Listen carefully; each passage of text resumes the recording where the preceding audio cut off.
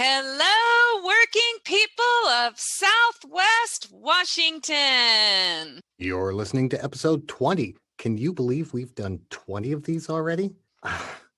Of Working to Live in Southwest Washington, produced by the Southwest Washington Central Labor Council. We're also a proud member of the Labor Radio Podcast Network, with over 100 radio shows and podcasts for working people just like you.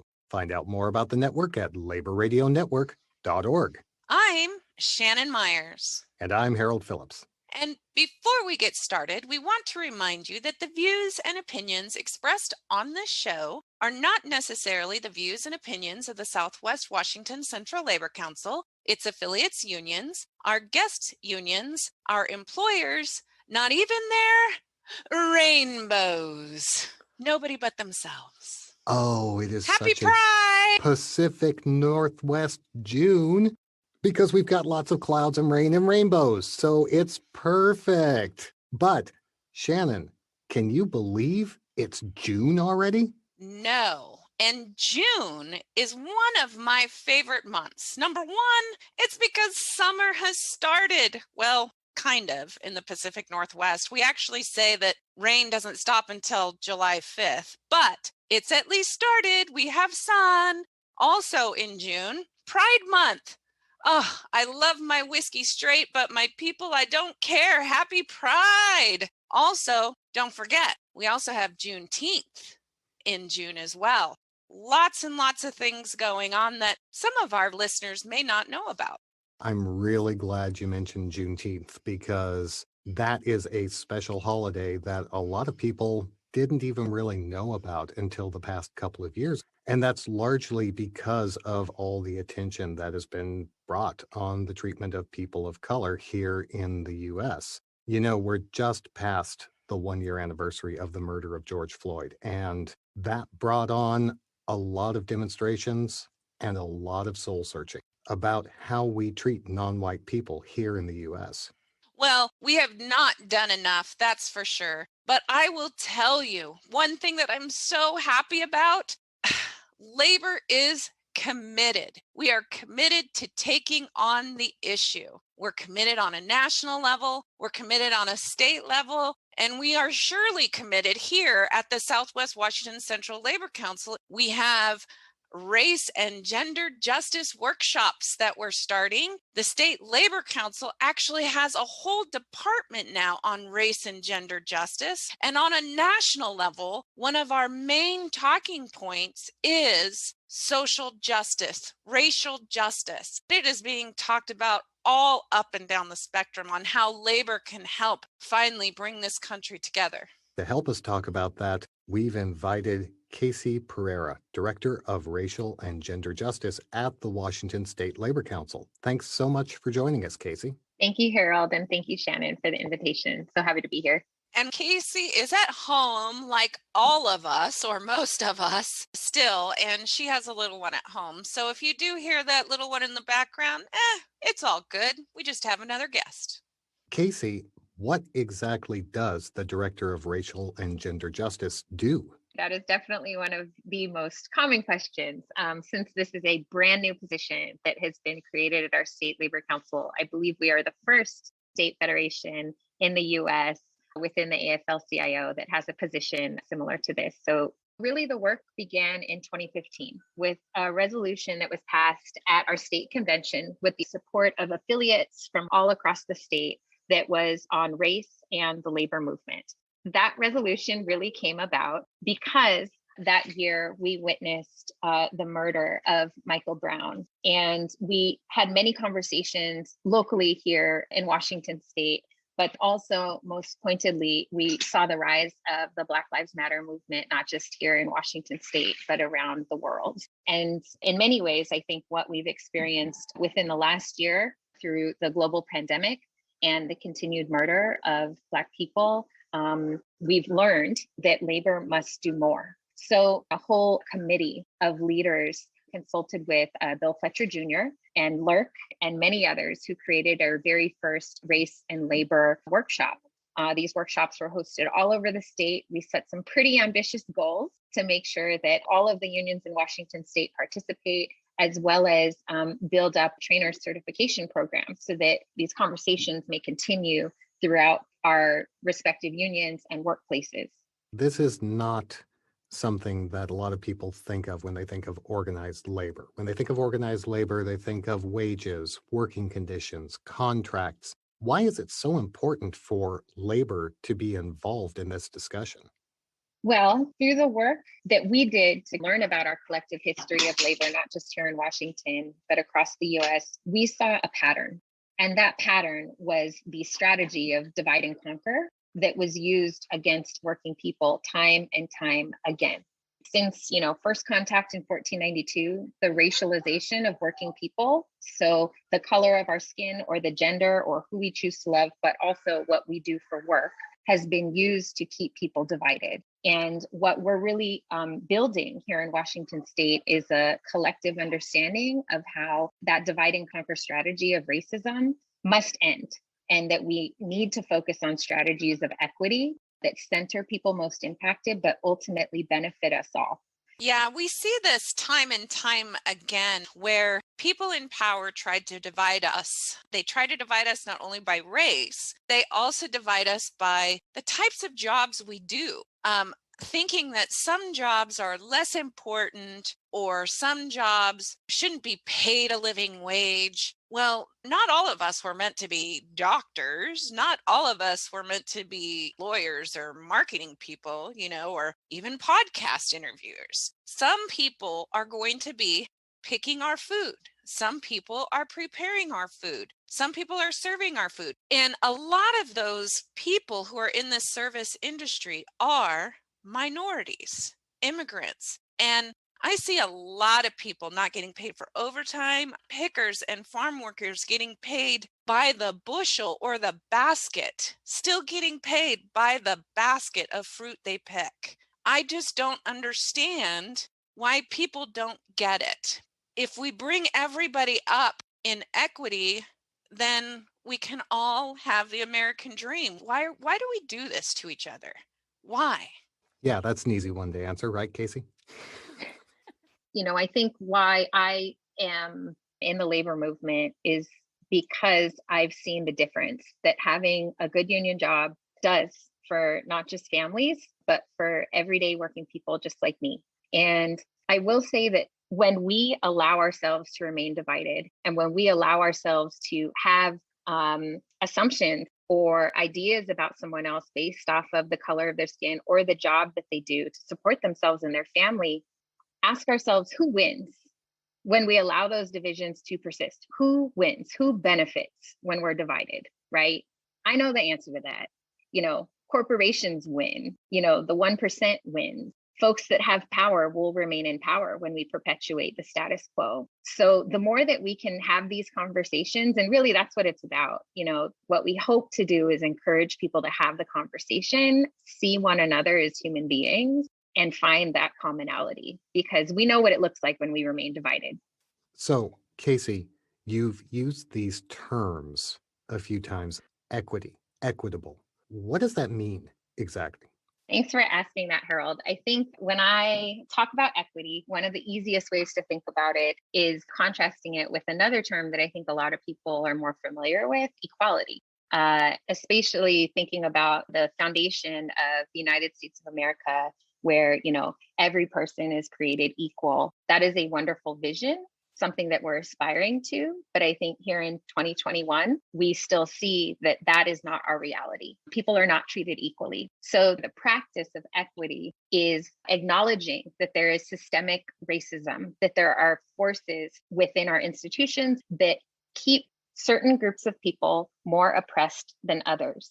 Equity is about lifting those standards and undoing the systemic oppression so that we can all be equal, truly equal, and ultimately all be free. You just used another term, systemic oppression. And that brings to mind a term that's getting a lot of play right now on social media, in some, let's say, right-wing media sources: critical race theory. It seems to be everybody's favorite punching bag right now. Can you explain what critical race theory is? Because if you ask a lot of these people, they don't seem to have a definition for what it is. In a nutshell, I will say it is the true history of race and the racialization of people here in the United States.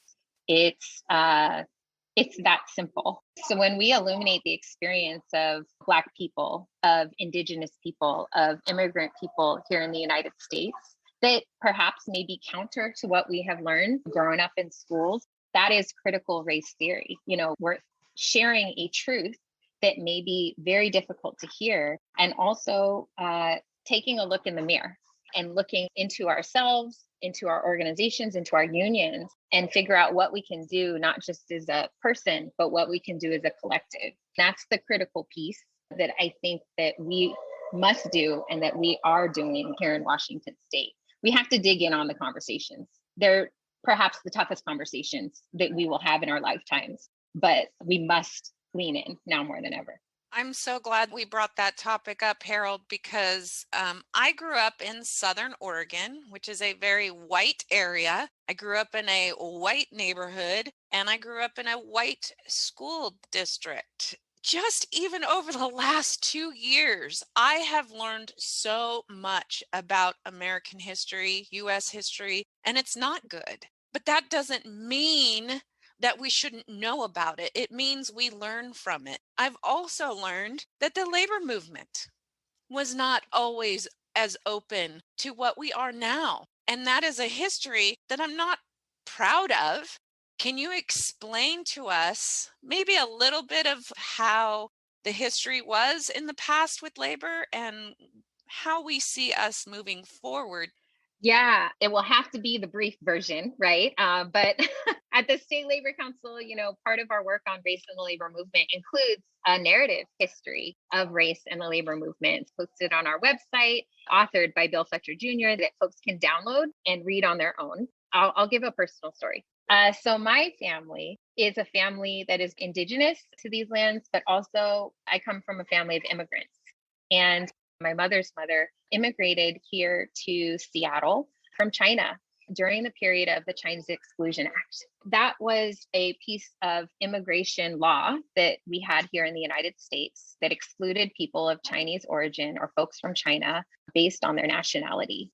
Since the Chinese Exclusion Act, we've seen that similar policy applied to folks from countless other countries, and is an example of the broken immigration system that we have here in the US. So my popo came here during that period, and organized labor, not just here in Washington State, but across the US, was very, very much in support of the exclusion of Chinese people. So this is a piece that I think not just myself as a mixed Chinese American, but also as a union member, a union woman, it is a part of our history. It's a part of my history. It's something very painful, but it is our truth. So, Casey, I know we're coming to the end of our time, but you keep saying we're starting the conversation. We're going to continue the conversation. What's the end result of all these conversations? What's the goal? Liberation, freedom, powerful working class solidarity, right? And I hope that we can understand that the act of having the conversation is radical unto itself. That is us taking action, right? We're learning about our history, we're unpacking that history, and we're applying it to what we're dealing with right here, right now, today. What do you mean by a radical act? We're having the conversations people don't want us to have. I'll put it in terms for like the labor movement, right? When we're fighting every single day for wages, benefits, working conditions, we know that those are the things that the employer or the boss is trying to withhold from us. So if we understand that unity actually makes us stronger, and that the employer or the boss or the powers that be are the ones that are holding this division amongst working people to use it against us, we need to come together. And that's radical organizing, right? And I think that's something that I hope those of us in the labor movement can see. I have a lot of these conversations with people that are doing similar work around equity in unions or in local CLCs, far too often the work of equity or the work of racial justice, social justice is sometimes unseen. And it's predominantly done, by folks of color. Many people and frankly, union members have been talking about this for decades, for our entire lives, for generations. We need you to be talking about it too. You may not be a person of color. You may not be Black. You may not be Indigenous. But the more that we can learn about this collective history and these collective struggles, that's what unity is going to look like. You keep talking about people in the labor movement and unions. What do you want people who might not be in unions yet, who might not be in the labor movement yet, to know about this really hard work? The organizer in me is going to say, for anybody that doesn't have a union in their workplace or is wondering what the labor movement's about or what it means to be a union member, join us in the conversation. Working people here in Washington State, there's over 500,000 people that are union members that are affiliated with the Washington State Labor Council and all of the unions and CLCs, constituency groups, and worker centers that we have. So we are the third largest in the country in terms of union density here in Washington State. The labor movement is a powerful force, and that's something we should be incredibly proud of. Reach out to your local labor unions, reach out, Southwest Washington Labor Council has an incredible committee. Southwest Washington works together that shares and hosts regular conversations, regular workshops on what are unions, how do we organize in our workplace, and how do we center conversations on racial justice, gender justice, social justice, and how that shows up in our unions. And I think the most important thing, and something we know to be true in the labor movement, is that no one of us is alone, right? When you're a part of a union, you always have someone to have your back.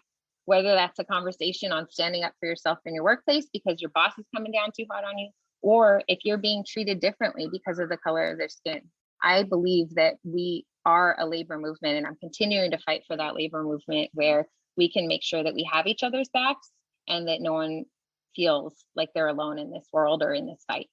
And I would like to put in a shameless plug, listeners, because the Southwest Washington Central Labor Council has made a commitment to host race and gender justice workshops consistently, hopefully about once a quarter. So go to our website, swwaclc.org. Anyone can participate in the education of race and gender justice. So keep an eye out for the next workshop. And you just might be able to meet Casey, who happens to be involved in these. And don't forget, Juneteenth is coming up every year. June 19th is an important day commemorating the emancipation and freedom of African American people here in the United States. At the Washington State Labor Council, our Racial Justice Committee since last year has put on events to share the origins of Juneteenth and also lift up local events celebrating it all across the state of Washington. So this year, we're going to be kicking off the week of Juneteenth with a celebration on Instagram Live with a conversation between our Secretary Treasurer, April Sims, Political and Strategic Campaigns Director, Sharika Carter, and also one of our Racial Justice Committee members and Vice President of AFSCME Council 28, Andrea Vaughn. And so that's going to be on Instagram Live, which we're really excited about. And then we're also going to be sharing a calendar of local Juneteenth events happening all across the state. So no matter where you live, you can check out our calendar in the stands, both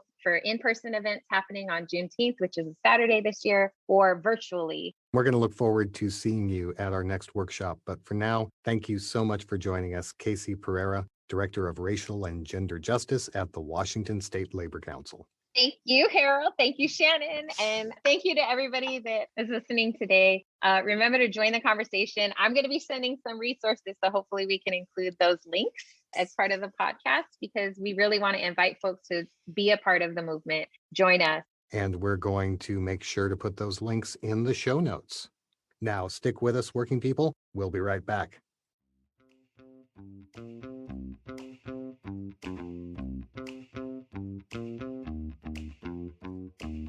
Hello, I'm Joe Cadwell, host of Grit Northwest. You can find my show on Apple Podcast or your favorite podcast directory. Grit Northwest is now part of the Labor Radio Podcast Network. where you can discover other union-specific shows to help you learn more about organized labor movements across the nation and around the world. It's one-stop shopping at its best. Just visit laborradionetwork.org. Once on the main page, click on a logo that interests you and a show description with hyperlinks will magically appear. How easy is that, right? So ditch the TV and grab those earbuds to hear the collective voices of workers from around the globe demanding fair treatment from their workplaces and elected officials. Join us at laborradionetwork.org. And until next time, this is Joe Cadwell reminding you to work safe, work smart, and stay union strong. Thanks for sticking with us, working people. June is also Pride Month, when we celebrate our fellow working people who identify as LGBTQ+. To talk a little bit more about Pride Month, we have the National Co-President of Pride at Work, Shellea Loutsis Allen. Thanks so much for joining us, Shellea. Hey, Harold. Hey, Shannon. It's really great to be here. Shellea, I think there's a lot of people who might be listening to this who know that there's this thing called Pride, but what is Pride all about? Yeah, absolutely. So Pride means a lot to different folks. Historically, it started with the Stonewall riots. Essentially, Pride started from trans women of color who were actually fighting to stop police brutality because it was illegal for queer people to gather in bars. There were continuous raids at the Stonewall Inn in the 60s. And in that summer night in June 1969, folks fought back. They said, no more. Stop harassing us. Stop beating us up. We're not going to take this. For me, it's remembering what we've fought for throughout the last 50 years and still trying to make progress today and fight for equal rights today. But then at the same time, it's also about having fun, being seen, being who you are, showing that we're all human beings, that we exist. To have a whole month dedicated to that we're people as well, that means something. It's amazing that we can go to a pride parade and see all of this inclusiveness. And yet at the same time, we know we still have a lot to fight for. Well, I know that what struck me this month was a posting about Matthew Shepard. For the listeners that don't know Matthew Shepard, he was tragically murdered in Wyoming because he was an LGBTQ plus individual in the 90s, and they hung him on a barbed wire fence. And I remember watching the news and thinking to myself, number one, I didn't think I knew any gay people in my high school. I grew up in Southern Oregon, but it also showed me the hatred that people had for others just because of who they love and how they identify. And I didn't understand that. Just a little bit about Matthew Shepard. When I came out, I'm 37 now, so it's been over 20 years. I came out in high school. I also grew up in a very rural area of Eastern Washington, out on the Palouse, south of Spokane, small farming town called Rockford, Washington. And it was actually very scary for me to come out. And I did, because I grew up in this family that was like, you can do anything and be anything. But once I came out, that wasn't the reality. I learned very quickly that being part of a marginalized community, it's not always safe. There's constant harassment. I was actually thrown out of my house and realized very quickly that poverty is a real thing and it's very expensive to live. And then that discrimination transferred from my school and my home life into my workplace. And feeling that discrimination in my workplace is what got me involved in the labor movement. It was just to try to get healthcare for my partner. It was one of my friends that was a UPS driver, and she was a Teamster, and she said, hey, we got healthcare and we did it through the union. So I started learning about unions. I'm like, oh my God, we can do this through a union. And that was when I was 19 years old, and I never looked back. They always say that a union contract is an equalizer. It is equality. You know, you get paid for your job and what you do, not based on who you are or who you know. So Pride Month is about education as well. It's celebrating who we are and educating our allies in the community about what we're fighting for, and then continue to make the strides towards bettering our society, our workplaces. So, educating and making strides, what is the labor movement doing to help that take place? Is this where the organization you're co-president of, Pride at Work, comes in? Yes. So Pride at Work, prideatwork.org. We are an organization of LGBT workers and allies that fights for equality on the job and also educating the LGBT community why it's so important to have a union on the job. And it hasn't always been easy. I mean, organizing is hard in itself, but even organizing within our own labor movement, LGBT rights wasn't always a priority, just like women's rights weren't always a priority. Civil rights, it wasn't always a priority. It's interesting that you bring that up because we just talked to Casey Perreira. She mentioned things like the Chinese Exclusion Act that the labor movement supported. Have we had similar situations with LGBTQ workers?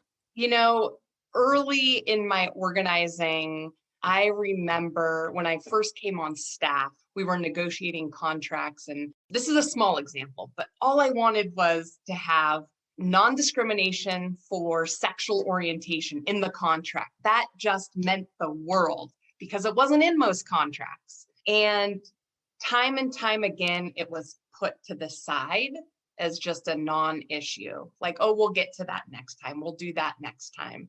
And now, fast forward 17 years, that's something we wouldn't even think twice about. It's more like, of course, we need to update our non-discrimination language, right? Even management would agree with that. It was also a very big deal to get at the time what was called domestic partner benefits. So if you had healthcare for your partner, it was a big deal because the pension plans were under the assumption that it was going to be too expensive. And that was consistently used as a reason why we couldn't do it. But once more people were standing up and organizing, the leaders of the labor movement at the time said, okay, these are our members. We have an obligation and a duty to represent our members. And sure enough, more and more contracts started getting domestic partner benefits. And the pension plans didn't go over, and the health plans didn't go over their mark. You know, it's funny because we often take things for granted.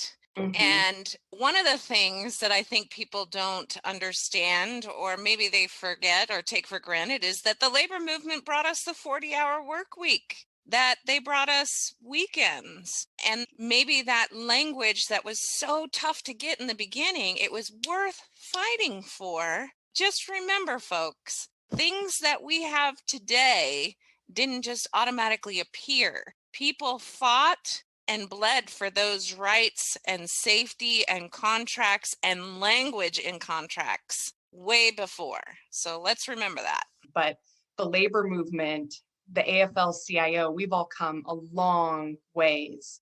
And it's really amazing to see this movement that we're in right now, where you can literally see workers organizing, transforming in front of us. I think of the PRO Act and making it easier, right, to organize. So many young people want to organize a union if they could, if they didn't have all these barriers and the labor law that's stacked against them. It's very important for the most marginalized people and the most marginalized workers to be able to organize a union so you can fight for things like equal health care. I mean, I think about my transgender siblings who do not have equal healthcare.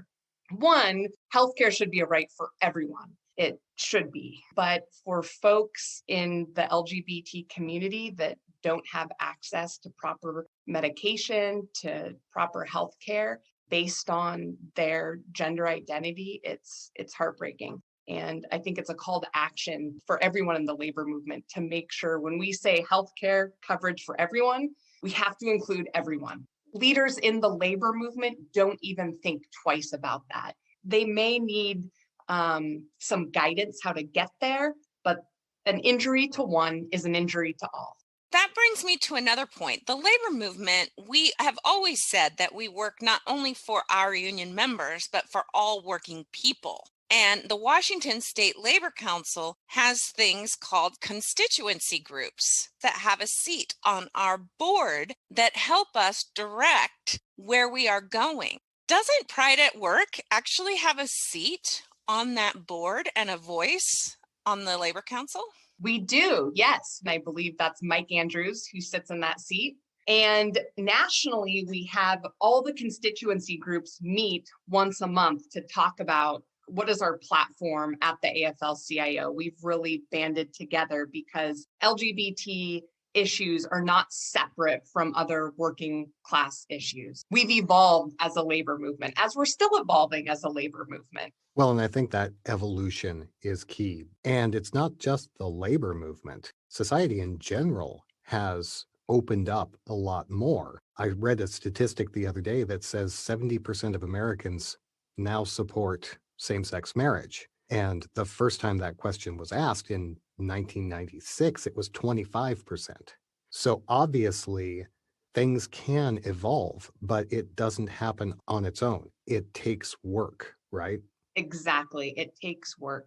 And many unions were not on board with standing up for same-sex marriage. It was doing the hard work of organizing one person at a time to explain why same-sex marriage is a workers' right issue, even if you didn't believe in it, right? Or even if it was against your religion. At the end of the day, in the labor movement, we all believe that all workers should have access to a pension plan, should have access to equality in healthcare, fair wages. And so when we broke it down to those core issues, no matter what your religion was or what your beliefs were, it was like the light went off and said, okay, this is stuff we have to fight for because our members don't have access to 1,700 federal economic benefits that our straight members have.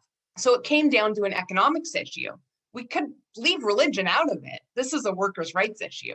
So, Shellea, you just talked about some of the benefits that LGBTQ plus people have gained over the years. And there is a segment of the population that look at those benefits as though they're special, something that other people don't have.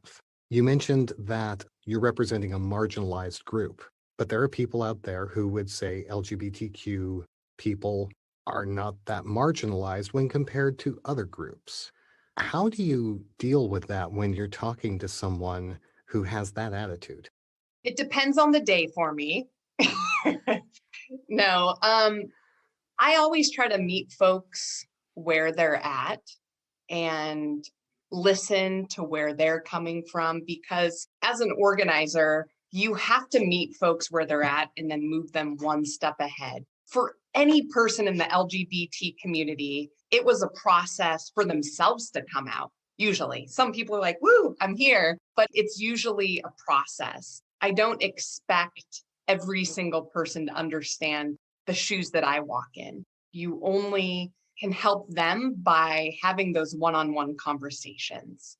And sometimes it's hard, right? Sometimes it's with your family members or it's very personal. And it's important to have support groups and networks because it is hard work. So, speaking about difficult conversations, some people don't know much about pronouns. So let's break that down for our listeners. Yeah, so just a rule of thumb, I always never assume someone's sexual identity or orientation or their gender identity. I ask what their name is, and then I usually refer to them by their name and try to keep it gender neutral until they describe themselves as I go by he or she or they or them. I know there's more pronouns and I'm still learning myself. But Shellea, why are pronouns important to people? It recognizes who they are as a person and how they identify, and it may be non-binary or it may be as male or female. You may be born as one sex, but present a completely different way, or you may be transitioning. And so it's very important to recognize someone as a human being that they are. So you used a word there, non-binary. And there have been a lot of words that have been passed around while we've been talking. Queer, gender identity, sexual orientation, transgender. There's a lot of vocabulary How do people who are trying to do the right thing, who are trying to give space to their fellow workers, navigate all of those different words, navigate all of that vocabulary? Well, I can say that this is one of the trainings that Pride at Work helps put on. So you can go to our website, prideatwork.org, and we have tools that you can look through or print off. Even if you're part of the community, the LGBT community, we're constantly learning. I'm learning a lot of things from folks that are younger than me. 10 years ago, I never referred to myself as queer. And now it's an umbrella term, right? I'm part of the queer labor movement. I'm a queer woman and I'm super excited about it. But at one time in history, that was a very negative term. And then it was reclaimed. And now we're part of the queer community. Shellea, I'm really glad that you said you're still learning, because I think that's one of the things that people struggle with. They think they understand, and then things change, and then they have to continually learn. Can you give them some advice as things are changing around them as they're trying to navigate all this? Trying to think here. Don't be a dick is totally okay, by the way. Yeah. Well, you took the words right out of my mouth. It just really isn't hard to be compassionate and learning and understanding. And at the same time, it's not up to one person in the queer community or one person in any marginalized community to speak for everyone, right? Also, people mess up. Like if you mess up, that's okay. But also, don't be defensive. I think when folks go on the defensive and they're like, God, things are always changing. I don't know. What did you say, Harold? Don't be a dick. Well, I love that you brought up that people make mistakes, because I am a white, straight woman. And I am sure that I probably say things wrong, or I may say things or maybe not say things because I think I'm going to get them wrong. And then that stops the conversation. So I appreciate that you're letting me know that it's okay to talk to you about these things, and it's okay for me to get things wrong. We can have those conversations. So please, everybody, have the conversations. Don't be scared to talk about it. And please don't get angry about it, because we're all learning and we're all changing and we're all evolving together. I think it's important too to be intentional about creating a space for allies in the LGBT community to learn together. And I want to ask you, what do you see in your community? Because often I'm in my own queer bubble. And so what do you see in the Vancouver labor movement and the Portland labor movement? Well, in Vancouver, we have not had a big presence of LGBTQ community and the Labor Council working together, but that has changed. And I'll tell you why, because we have 2 delegates on our Labor Council, Brian Belil of IATSE 28 and Jennifer Lanier from SAG-AFTRA. They are involved with Vancouver USA Pride. There is a virtual Vancouver USA Pride this year, July 10th, listeners. Don't forget, July 10th, mark your calendar. I know it's after Pride Month, but it's July 10th. So what we've done as a Labor Council, we have thrown down the gauntlet, and we are trying to raise $5,000 for Vancouver USA Pride this year through the labor movement. And so far, we have raised $1,000, and we are getting very, very close. Nice. I love it. I think I can say that when it comes to the labor movement across the river in Portland, we have a lot of LGBTQ leaders, and we have a lot of LGBTQ rank and file who are very active in their unions, and they show up. They show up not only to their meetings, they also show up on a statewide level when the Oregon AFL-CIO calls. So they're there, they're present, they're shoulder to shoulder with their fellow working people. And I think that is what we want to see, is everybody shoulder to shoulder, no matter what their ethnicity, what their orientation, what their sexual identity, right? Absolutely. We only win and succeed as a labor movement when we all rise together. So, Shellea, I know we've kept you for a long time. But before we go, you mentioned earlier that Pride is about celebrating who you are, but also recognizing that there's a long way to go. What are some of the struggles that we need to look at in the coming years? Thank you for asking that. So the first thing nationally is the Equality Act. Right now in 29 states, you can still discriminate in housing, in credit, in public accommodations. It's like a patchwork of states that have full protections for the LGBT community. So it is so important to have the Equality Act pass. Transgender healthcare, this is a huge issue. And I see so many of my transgender siblings that do not have access to healthcare and do not have access to jobs. And because of some of the barriers that the queer community has to break down, you find that housing can be hard to get. So there's a high percentage of LGBT homeless people. That can come from not having access to a job and then being kicked out of their family's home. The LGBT homeless youth, it breaks my heart. So when I think of issues that we need to work on nationally, it's getting federal legislation passed, the Equality Act, homelessness, transgender healthcare, and our safety. Transgender women of color have such a high rate of violence. It's extremely high. And when we talk about Matthew Shepard, we have made great strides, but that is still happening. Transgender women of color are continuously killed and violently hurt because of how they present, their economic situations. So the more that we educate and organize and pass legislation, the safer we all are. And God knows that's what all of us want, is just to be safe and able to go to work, go home, have a family, and live our lives. That's why, for me, my place in this world is the labor movement. Oh, and June 24th, Pride at Work National is having an event that we have every year called Celebrating Solidarity. And we would love for you and your listeners to join us.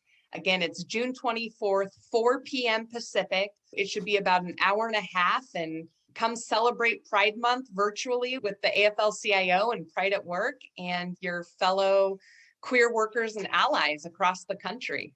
Thank you so much, Shellea Loutsis Allen, National Co-President of Pride at Work, for joining us. Thank you for having me. And thank you, working people, for joining us on another episode of Working to Live in Southwest Washington, produced by the Southwest Washington Central Labor Council. And you know, Harold, the Southwest Washington Central Labor Council believes that all working people should be treated equitably and fairly in their workplace. And that is why this podcast was recorded under a SAG-AFTRA collective bargaining agreement. That's how I know I can expect to be treated equitably and fairly, because it's right there in my union contract. Remember, working people, this is your show. We want to know what you want to hear on it. Email us at podcast@swwaclc.org or find us on Facebook, Instagram, and Twitter at SWWACLC. And since it's Pride Month and everybody is singing and happy, don't forget to subscribe to the show and then pass it on to all of your friends, families, straight and queer. And while you're at it, give us 5 stars or paint the rainbow or whatever your podcast platform of choice gives you to let people know you like what we're doing here. One last thing, folks.